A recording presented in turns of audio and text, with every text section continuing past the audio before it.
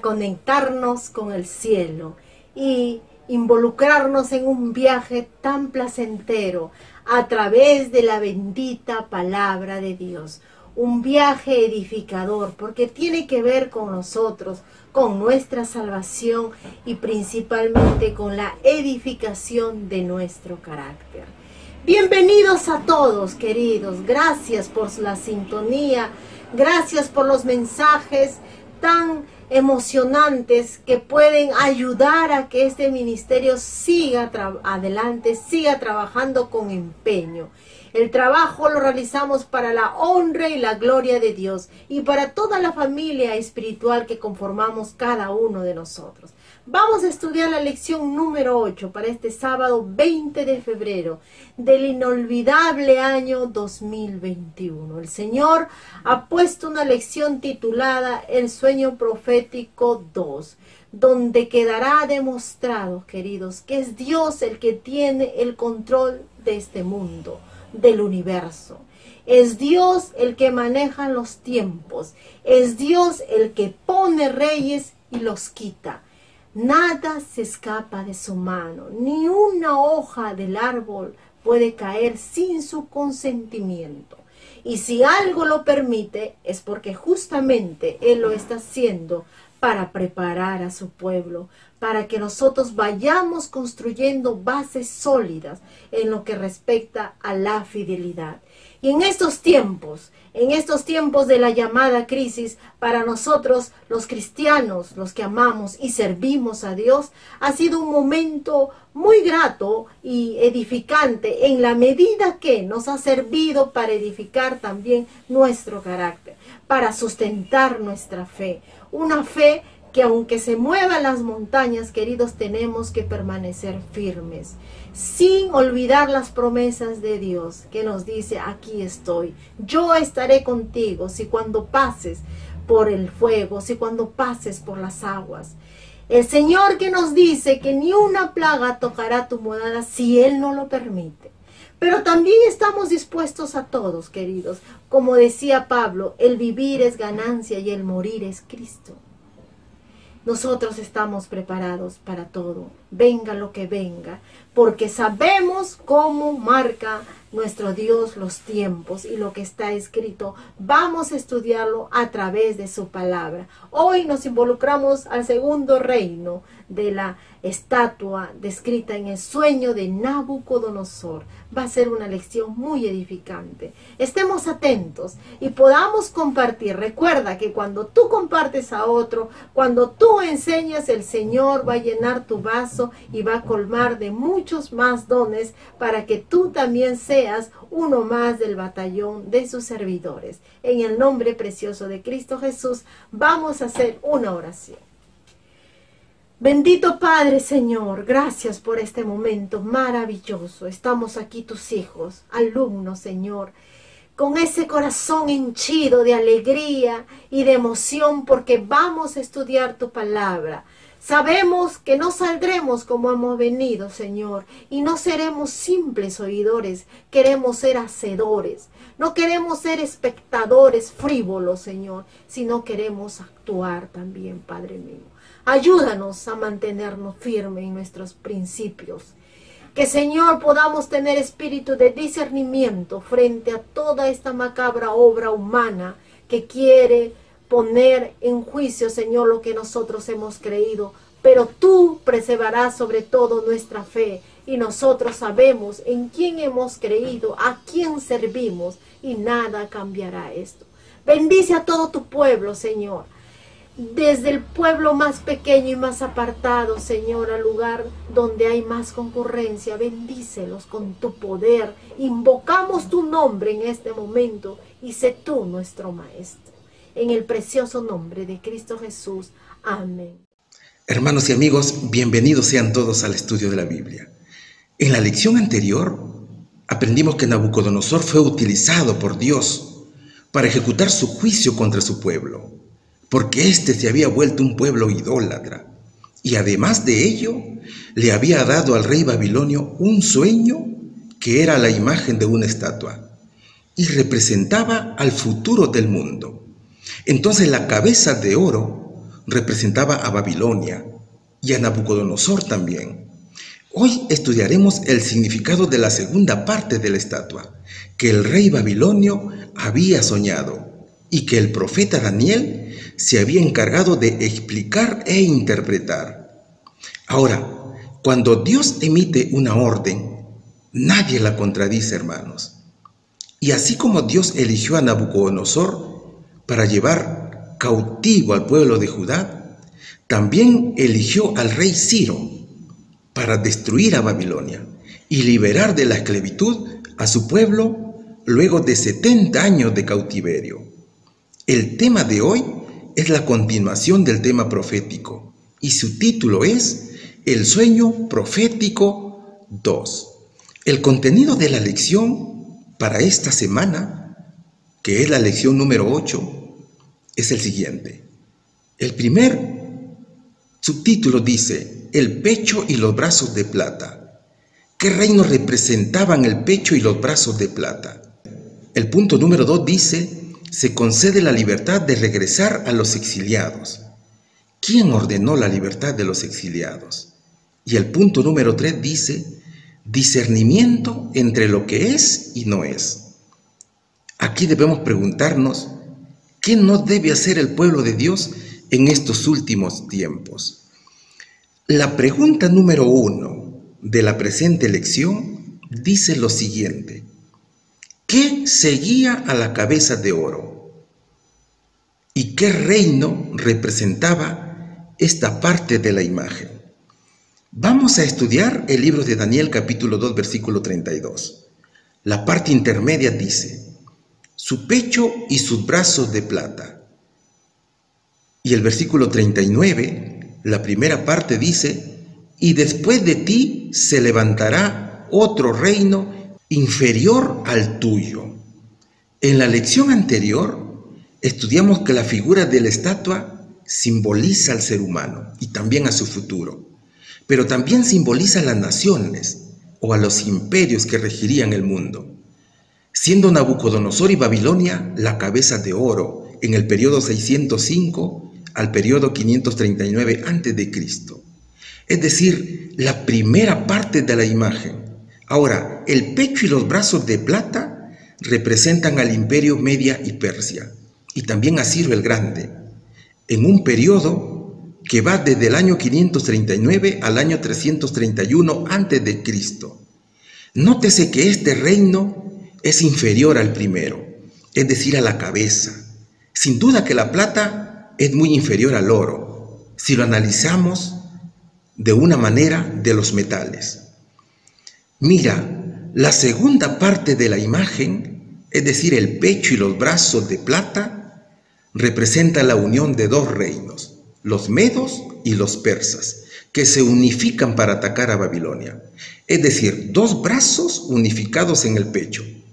Uno de los brazos simboliza a los medos y el otro brazo representa a los persas.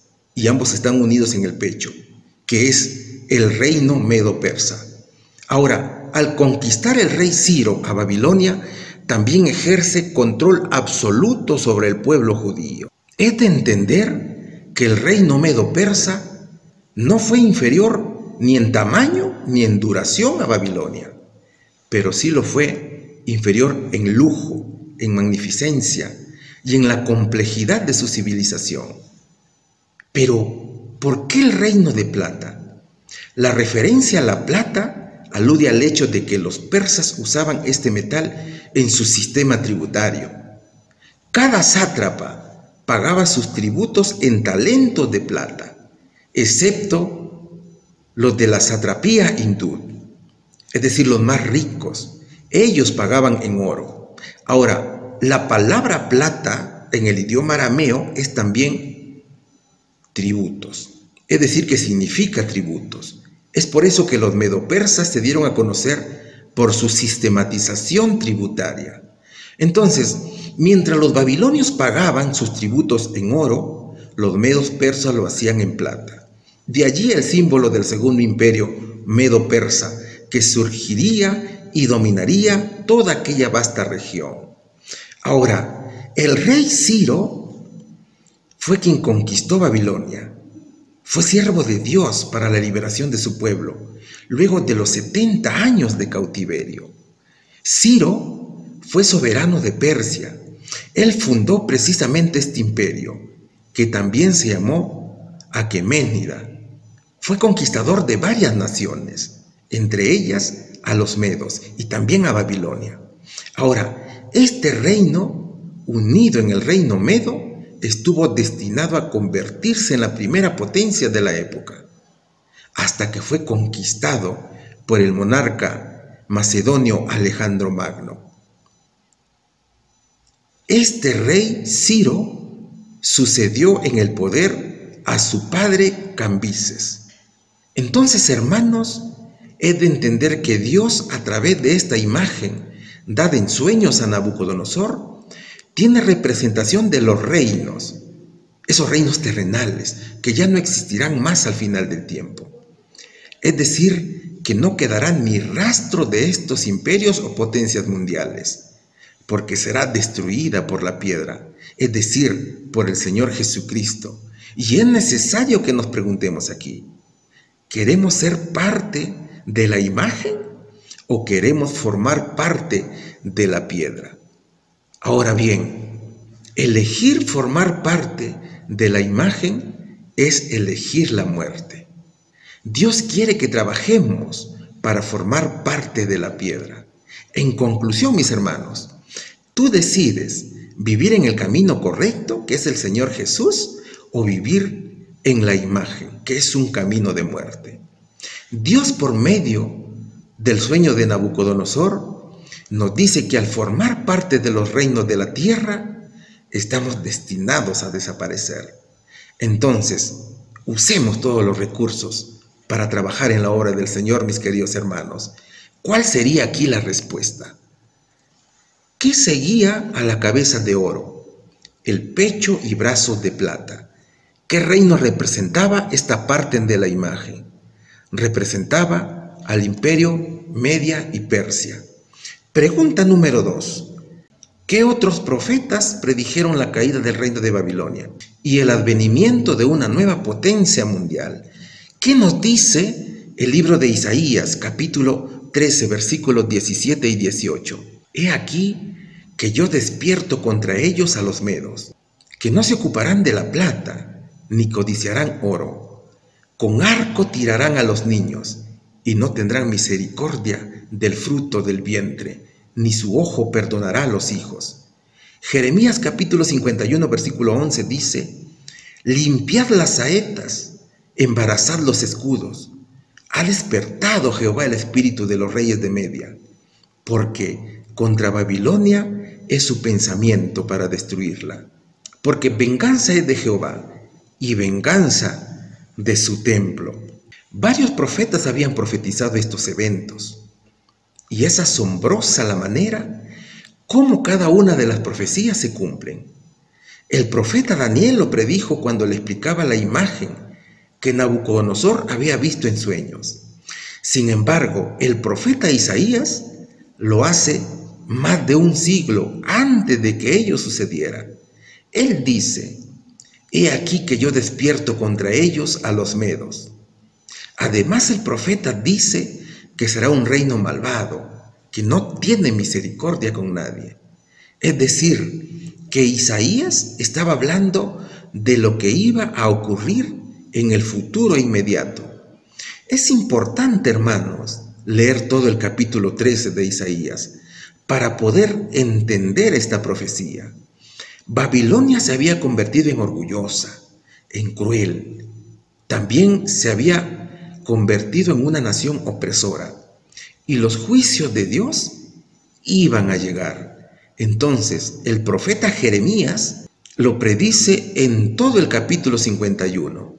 Y es de pensar aquí, si los babilonios no tenían ni la más mínima idea de lo que sucedería en su reino, ¿o es que los asesores del rey acaso no conocían estas profecías que textualmente hablaban de la caída inminente de este reino?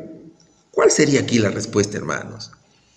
¿Qué otros profetas predijeron la caída del reino de Babilonia y el advenimiento de una nueva potencia mundial? además de Daniel, Isaías y Jeremías. Pregunta número 3. ¿Cómo llamó el Señor al conquistador del reino babilónico? Vamos a estudiar, hermanos, el libro de Isaías capítulo 44, versículo 28, que dice de Ciro: es mi pastor y cumplirá todo lo que yo quiero. Al decir a Jerusalén: serás edificada, y al templo serás fundado. En Isaías capítulo 45, versículo 1, la palabra de Dios nos dice: así dice Jehová a su ungido, a Ciro, al cual tomé yo por su mano derecha, para sujetar naciones delante de él, y desatar lomos de reyes, para abrir delante de él puertas, y las puertas no se cerrarán.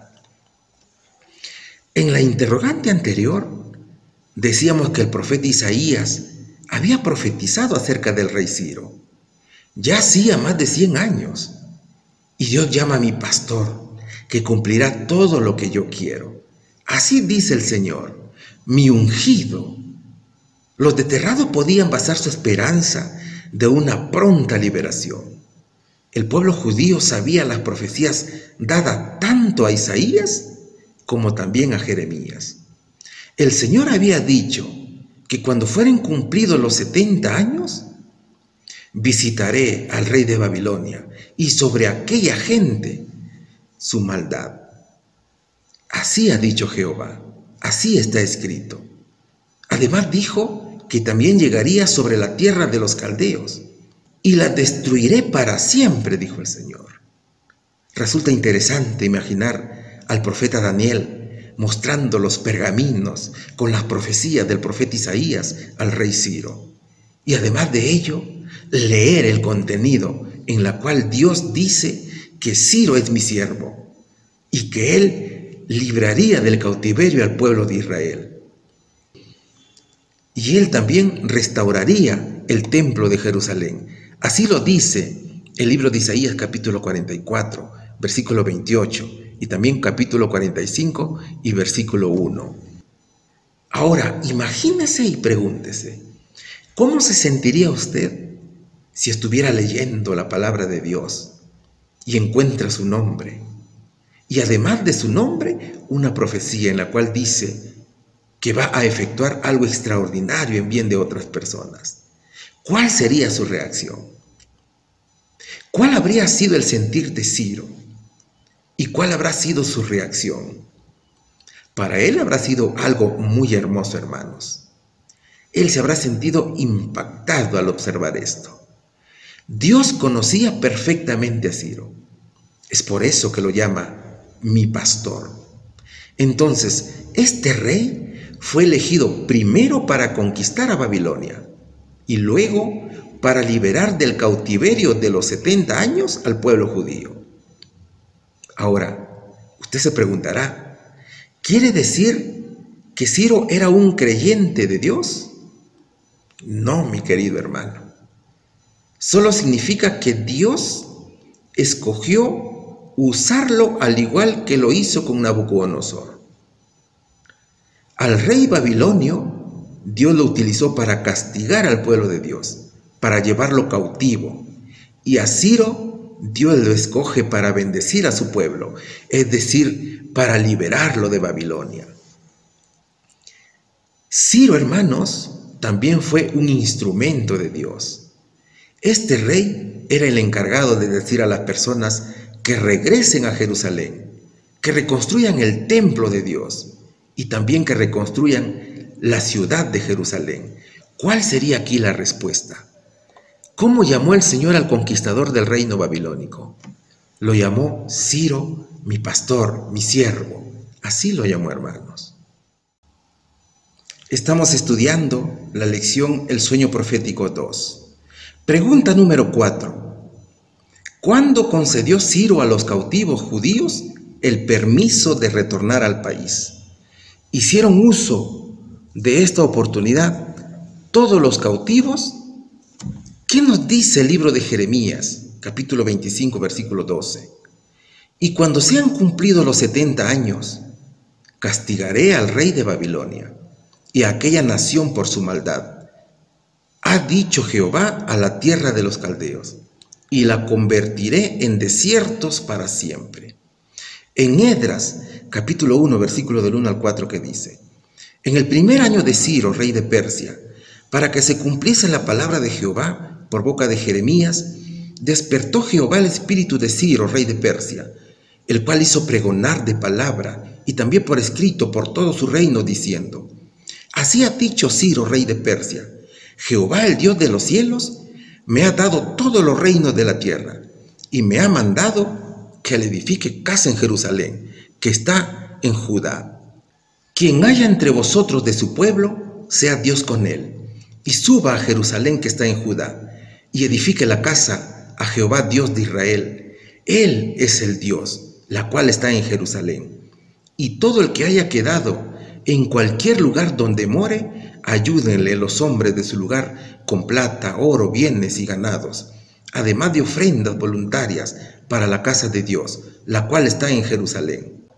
Y Esdras capítulo 2 versículo 1 y 64 dice: estos son los hijos de la provincia que subieron del cautiverio de aquellos que Nabucodonosor, rey de Babilonia, había llevado cautivos a Babilonia, y que volvieron a Jerusalén y a Judá, cada uno a su ciudad.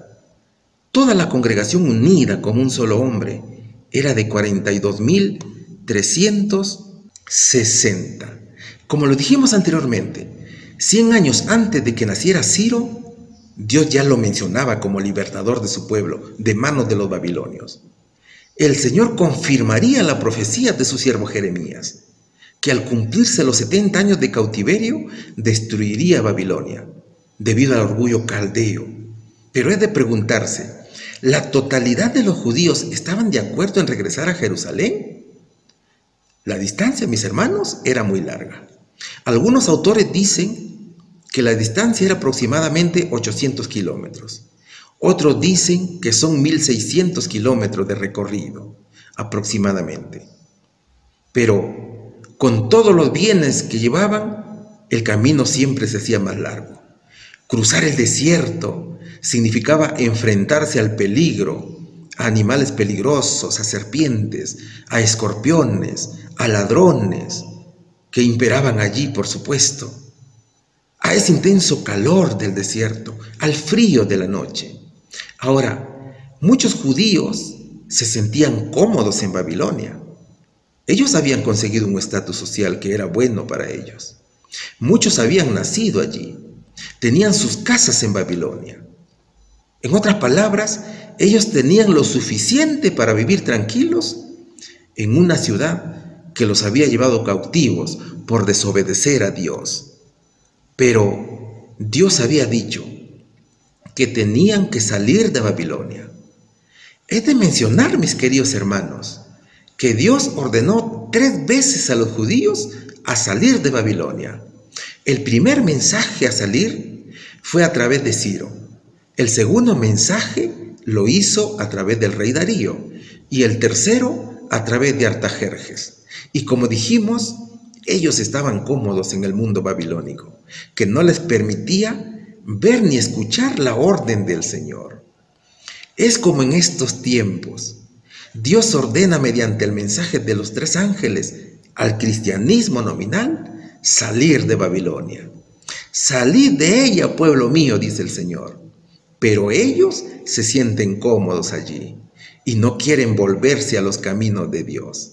Entonces, cuando el rey Ciro se enteró que Dios había dado la orden de dejar libre a los judíos, se conmovió y su corazón se alegró y decidió dejar libre a los esclavos. Además, les ayudaría a reconstruir el templo de Dios en Jerusalén. Este decreto fue dado el año 536 a.C., mis queridos hermanos. ¿Qué dijo el rey Ciro en su decreto? Jehová, el Dios de los cielos, me ha dado todos los reinos de la tierra y me ha mandado que le edifique casa en Jerusalén, que está en Judá. Quien haya entre vosotros de su pueblo, sea Dios con él, y suba a Jerusalén, que está en Judá, y edifique la casa de Jehová, Dios de Israel. Él es el Dios, la cual está en Jerusalén. Así decía la orden. Pero los judíos se habían dispersado en distintas provincias del imperio, y muchos decidieron quedarse en la tierra de su destierro, antes que regresar y establecer las ciudades y las casas desoladas. Mira, Esdras en el capítulo 2, versículo 64 dice que los judíos que regresaron en el primer viaje fueron 42.360, sin contar mujeres ni siervos, tampoco siervas. Es decir, que fueron casi 50.000 personas. Y todos estaban unidos en un solo hombre. Y fueron los cautivos llevados por Nabucodonosor, aquellos que regresaron en el primer viaje, liderado por Zorobabel, nieto del rey Joaquín, hijo de Salatiel. Así lo dice Primera de Crónicas, capítulo 3, versículo del 16 al 19. ¿Cuál sería aquí, hermano, la respuesta? ¿Cuándo concedió Ciro a los cautivos judíos el permiso de retornar a su país? En el primer año de Ciro, rey de Persia, en el año 536 a.C. ¿Hicieron uso de esta oportunidad todos los cautivos? No, mis hermanos. Muchos se quedaron dispersos en Babilonia. Pregunta número 5. ¿Qué nos dice la pregunta número 5? ¿Quién ofreció su ayuda al débil pueblo de Dios en la reconstrucción de la ciudad y el templo? ¿Fue aceptado este ofrecimiento aparentemente bien intencionado? ¿Qué nos dice Esdras capítulo 4 versículo del 1 al 3? Oyendo los enemigos de Judá y de Benjamín que los venidos de la cautividad edificaban el templo de Jehová, Dios de Israel, vinieron a Zorobabel y a los jefes de casas paternas y les dijeron: edificaremos con vosotros, porque como vosotros buscamos a vuestro Dios, y a él ofrecemos sacrificios desde los días de Esar-Adón, rey de Asiria, que nos hizo venir aquí. Zorobabel, Jesúa y los demás jefes de casas paternas de Israel dijeron: no nos conviene edificar con vosotros casa a nuestro Dios, sino que nosotros solos la edificaremos a Jehová, Dios de Israel, como nos mandó el rey Ciro, rey de Persia. Fueron pocos los judíos que decidieron regresar desde Babilonia y empezar la obra, que aparentemente superaba sus fuerzas. Los enemigos de Judá y Benjamín eran los samaritanos. Ahora pregúntate, ¿cómo es un enemigo? Los enemigos no te quieren, te desean el mal. Los enemigos te odian, ¿cierto? Tratan por todos lados de hacerte daño.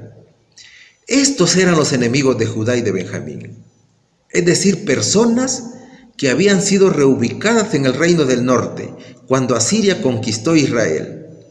Ellos fueron los que intentaron interrumpir el proyecto de reconstrucción del templo de Dios que Ciro había ordenado y también había ofrecido su ayuda. Es que querían vigilar de cerca el trabajo de los judíos. Ellos pensaban evitar que Jerusalén volviera a ser fuerte. Sin embargo, hermanos, sus malas acciones fueron descubiertas. Aquí se nota claramente que el pueblo de Dios espera oposición cuando se lleva a cabo la obra de Cristo. Los no creyentes o los cristianos nominales y las fuerzas espirituales del mal siempre están trabajando en contra de Dios y también en contra de su pueblo. Y esta oposición conlleva a que estas entidades establezcan alianzas comprometedoras, es decir, que se unan en un ecumenismo cristiano en las cuales hacen grandes esfuerzos para desalentarnos, para intimidarnos con acusaciones injustas. Y es allí donde nosotros como pueblo de Dios no debemos detenernos en la obra del Señor. Tenga presente, mi querido hermano, que los samaritanos eran personas de las 10 tribus de Israel que habían quedado allí, pero se habían pervertido. Es decir, que decían creer en Dios, pero no guardaban sus mandamientos, no vivían en sus principios, y a través de sus obras querían ocultar los verdaderos principios del Señor. Ellos querían fomentar la práctica del Evangelio de acuerdo a sus intereses, con el pretexto de la unidad. Es como en estos tiempos, hermanos. Pero usted sabe bien que la unidad debe basarse en la verdad del Señor. Es por eso que el verso 2 del capítulo 4 dice: edificaremos con vosotros, porque vosotros buscamos a vuestro Dios, y a Él ofrecemos sacrificios, desde los días de Sar-Adón, rey de Asiria, que nos hizo venir aquí. Entonces, hermanos, sigamos adelante con la obra de Dios. Confiemos plenamente en el Señor, porque Él nos mostrará el camino para superar ese tipo de obstáculos. Allí tenemos el ejemplo de Zorobabel. Digamos siempre a esas alianzas: no nos conviene edificar con vosotros casa a nuestro Dios, sino que nosotros solos la edificaremos a Jehová, Dios de Israel, como lo mandó el rey Ciro, rey de Persia, y a nosotros nos ha mandado nuestro Señor Jesucristo. ¿Cuál sería aquí la respuesta? ¿Quién ofreció su ayuda al débil pueblo de Dios en la reconstrucción de la ciudad y el templo? Los samaritanos, mis queridos hermanos. ¿Fue aceptado este ofrecimiento aparentemente bien intencionado? No fue aceptado. Pregunta número 6. ¿Por qué no pudieron aceptar los dirigentes del pueblo esta oferta? ¿Cómo se manifestó el verdadero carácter de aquellos que aparentaban? ¿Qué nos dice el libro de Deuteronomio capítulo 14 versículo 2? Porque eres pueblo santo a Jehová tu Dios, y Jehová te ha escogido para que le seas un pueblo único entre todos los pueblos que están sobre la tierra. Esdras capítulo 4 versículo 4 y 5 que dice: pero el pueblo de la tierra intimidó al pueblo de Judá y lo atemorizó para que no edificara. Sobornaron además contra ellos a los consejeros para frustrar sus propósitos todo el tiempo de Ciro, rey de Persia, y hasta el reinado de Darío, rey de Persia. A ver, Dios tiene un pueblo entre todas las naciones. Ese pueblo le sirve con absoluta entrega, y mientras sus hijos le sirven, disfrutan de toda clase de bendiciones. Pero cuando abandonan sus caminos, es decir, cuando se apartan de Él, siempre llegarán maldiciones, hermanos. Eso le sucedió a Israel. Mientras estuvieron en los caminos del Señor, tuvieron muchas bendiciones. Pero cuando se rebelaron contra Él, los juicios descendieron sobre ellos, y tales castigos configuraron su historia. Fueron llevados por 70 años cautivos. Hoy también nosotros debemos estar sometidos a Dios con fe genuina y aferrarnos a sus pies y rechazar todo aquello que no esté de acuerdo a los principios divinos de Cristo. Los samaritanos que decían adorar a Dios eran corruptos. Sus corazones estaban llenos de maldad. Es por eso que intimidaron a los hijos de Dios, para que no construyeran el templo de Jehová. Y fueron ellos que sometieron a corrupción a los consejeros del pueblo de Dios. Pero fíjate que ellos decían ser cristianos. Además, el acoso que ellos imponían duró bastante tiempo, desde el rey Ciro hasta el rey Darío. Así dice la palabra de Dios en Esdras capítulo 4 versículo 5. Ahora, ellos tenían dos formas de impedir el trabajo de Dios. Si no podían atacar el trabajo a través de una alianza destructiva, tendrían que atacar la obra desalentando a los trabajadores, causándoles problemas, incluso sobornando a sus líderes y acusando al pueblo de Dios en la corte del rey Ciro. En realidad, hermanos, estas personas eran siervos de Satanás, porque querían destruir el propósito de Dios. En Deuteronomio capítulo 14 versículo 2 dice: que debemos ser un pueblo único en el mundo. Debemos de alejarnos de toda maldad. Debemos evitar las alianzas y el yugo desigual, hermanos. Hermanos míos, es necesario orar, no solo por nosotros, sino también por los líderes de nuestra iglesia, por los obreros, por los misioneros, por todos nuestros hermanos, para que Dios nos ayude y para que nos ayude también a evitar todo acto que esté en contra de los principios divinos, y también para vencer el desaliento, el temor, porque ellos son los más grandes obstáculos que tiene el pueblo de Dios para completar la obra, y son el desaliento y el temor que aparecen cuando menos se les espera. El desaliento devora nuestras motivaciones y el temor nos paraliza a tal punto que nos impide actuar. Debemos, hermanos, reconocer estas barreras. Y recuerda también que el pueblo de Dios en todas las épocas se enfrentó a estos problemas, pero con la ayuda de Dios pudo vencerlos. Estemos siempre juntos hasta completar la voluntad del Señor Jesús. ¿Cuál sería, hermanos, aquí la respuesta? ¿Por qué no pudieron aceptar los dirigentes del pueblo esta oferta? Porque su propuesta no estaba acorde con los principios de Dios. ¿Cómo se manifestó el verdadero carácter de aquellos que aparentaban?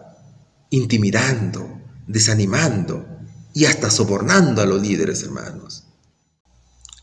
Pregunta número 7. ¿Qué advertencia inspirada es apropiada para nosotros hoy en cuanto a las líneas de demarcación? ¿Qué nos dice la palabra de Dios en 1 Corintios capítulo 10, versículo 11? Y estas cosas les acontecieron como ejemplo, y están escritas para amonestarnos a nosotros, a quienes han alcanzado los fines de los siglos. Segunda de Corintios capítulo 6, versículo 14, que dice: No os unáis en yugo desigual con los incrédulos, porque ¿qué compañerismo tiene la justicia con la injusticia? ¿Y qué comunión la luz con las tinieblas? Los principios y valores siempre han sido atendidos por personas que fueron fieles al Señor. Hoy también nosotros somos llamados a defenderlos, ya que son la identidad del pueblo de Dios. Eso se llama tener armonía de espíritu y acción. Dios nos ha proveído ejemplo para que no repitamos los pecados de los que vivieron antes. Es decir, Dios provee un relato de lo que ya aconteció, para que no repitamos los mismos pecados de nuestros antepasados. La hermana Elena G. de White, en su libro Patriarcas y Profetas, dice que no son los enemigos abiertos y confesados de la causa de Dios los que son más de temer.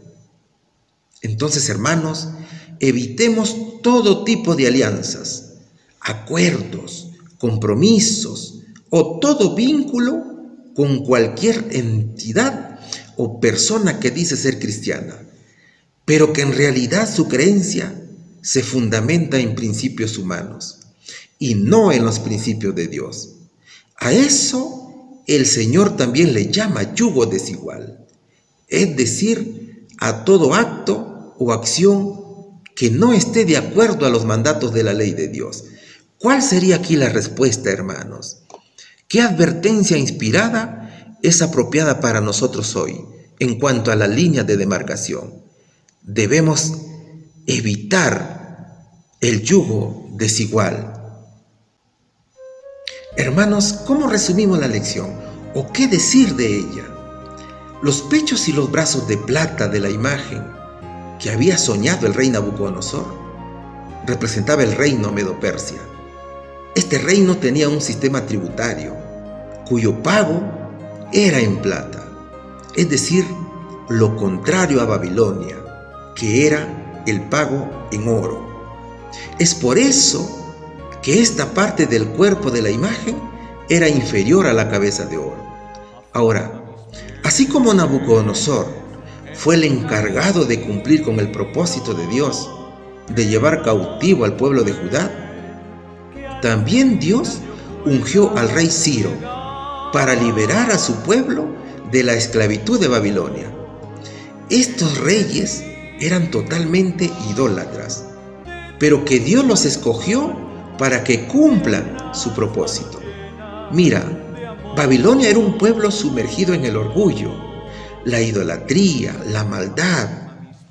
Era una ciudad que se caracterizaba por los lujos, por las fiestas, por las orgías.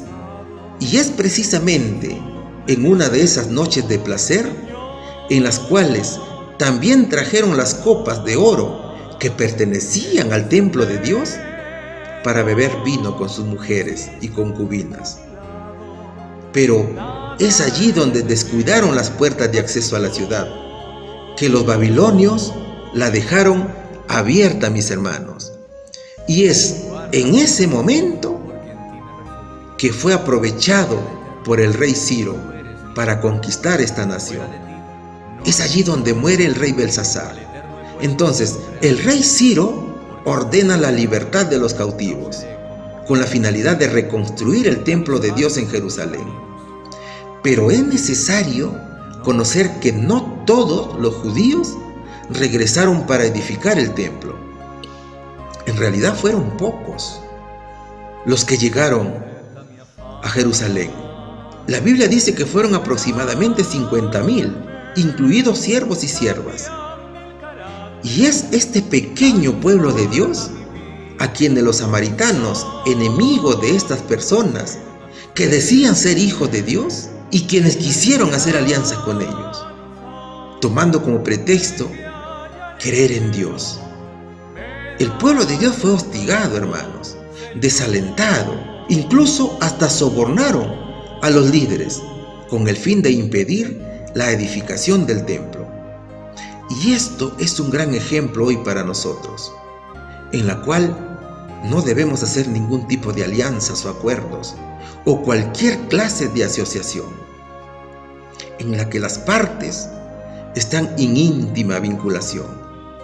Hermanos, nuestro Señor Jesucristo nos ha escogido para que le seamos un pueblo único de entre todos los pueblos que están sobre la tierra. Es por eso que debemos aferrarnos a Él. Debemos obedecer todos sus mandamientos. Y usted, amigo, no tarde, venga al Señor Jesús y prepárese para su venida. Oremos, hermanos, para que el Señor nos siga guardando por el camino correcto y sigamos adelante. Pidamos a Dios que nos dé valor, no para que calme las adversidades, sino para enfrentarlas y con su ayuda vencerlas, para encontrar paz en medio de las adversidades. Sabemos que el tiempo está cerca y se acorta cada vez más. Cristo viene pronto. Que Dios los bendiga grandemente en el nombre de Jesús. Amén. Queridos, en donde estén, por favor, quiero que sepas que nosotros estamos orando. Hemos convocado a orar a todas las personas en un horario especial. Tú también lo puedes programar en tu país y a través de tus redes sociales convocar a que oremos. Hay géneros, dice el Señor, que solo se quita con ayuno y oración. A nuestros hermanitos que están atravesando por dura prueba de su salud, fe, y recordemos que todo está en las manos del Señor y se va a hacer conforme a su voluntad. Un secreto para el éxito cristiano es que tenemos que servir, tenemos que vivir en este mundo para servir, queridos, y Dios, mientras tú puedas ser un servidor fiel, te va a dar ese aliento, ese ánimo para que sigas adelante luchando. Nosotros estamos en Lima, Perú, en donde aparentemente hay una crisis económica, crisis política, una crisis de moral, pero el pueblo de Dios sigue fiel, sigue activo, sigue predicando y aprovechando esta crisis, haciéndola una oportunidad para llevar el mensaje a los que necesitan. Hay muchas personas que tienen sed y hambre de la palabra de Dios. Empecemos con los niños. Ellos que a veces ni siquiera comprenden todo lo que está aconteciendo, pero pueden entender magníficamente la esperanza restauradora y salvadora de un Cristo que viene pronto. Empecemos por ellos, no nos callemos. Si el Señor te ha bendecido a ti con este programa, si el Señor te ha bendecido a ti con conocer su palabra, con el hábito de poder hacer oración constante, comparte eso con los allegados, ora con ellos. Qué bonito, hay un método tan magnífico. Simplemente poner ahí, aunque sea en la puerta de tu casa o donde tú estés, voy a orar por ti. Y ellos se van a acercar y van a decir, quiero que ores por mí. Y vamos a orar, enseñándole las palabras de Dios. Pero primero tenemos que conquistar sus corazones. Una vez que apliquemos el método de Cristo, de amor, de servicio, ellos van a venir a los pies del Salvador. Siempre también con la palabra contundente de amonestación, pero no olvidemos también la ternura y el amor, el trabajo sacrificado que hizo Jesucristo. Trabajando incansablemente, recuerda que dedicó más tiempo a la curación que a la predicación. Seamos testigos de este amor y también llevemos donde podamos una luz de esperanza, donde tú estés siempre va a irradiar una atmósfera celestial, una fragancia bendita, porque tú eres un hijo de Dios, tú eres una sierva del Señor. Dios te infunde de ese aliento porque estudias su palabra, porque oras, porque estás conectado con Él. Vamos a orar. Gracias, Padre mío, por este momento tan especial. A todos mis hermanos que estamos orando, Señor, en este ministerio de oración emprendido, uno por uno, Señor, y a la familia que representa, bendícelos. Aquellos que están atravesando las pruebas más duras, que tú solo conoces, Señor, y se aferran con fuerza a tus promesas, Señor, bendícelos, ayúdales. Permite que su fe siga adelante, quebrantable, Señor. Solamente eso te pedimos, porque hay momentos, Señor, en que sentimos que vamos a desfallecer. Tú nos inspires, Señor, ese aliento, y que por favor, por los ojos de la fe y el Espíritu, sientan que estamos aquí nosotros también orando, que conformamos una gran familia a nivel del mundo, aunque no nos conocemos físicamente, pero sí a través del Espíritu. Un día, Señor, arriba en lo alto, nos vamos a abrazar fuertemente, para separarnos nunca jamás, Señor, porque es tu promesa, Padre mío. Y bendice a aquellos que por circunstancias de la vida perdieron a sus seres queridos, que están reparando, Señor, cicatrizando sus heridas. Sé tú el bálsamo eficaz, Padre mío, que haga revivir la promesa que, Señor, hay vida después de la muerte, que tú, Señor, predominas sobre todo y que hay esperanza, porque esto no se acaba en esta tierra. Bendícenos con tu poder, Señor. Ten misericordia de nosotros y de este mundo, Señor, que ciega sus ojos porque no quiere ver tus maravillas. Pero aquellos, Señor, que están dispuestos a reconocerse como pecadores y venir a ti, ayúdanos para llevarles el mensaje de salvación. Si son nuestra familia también, te pedimos por ellos. En el precioso nombre de Cristo Jesús. Amén.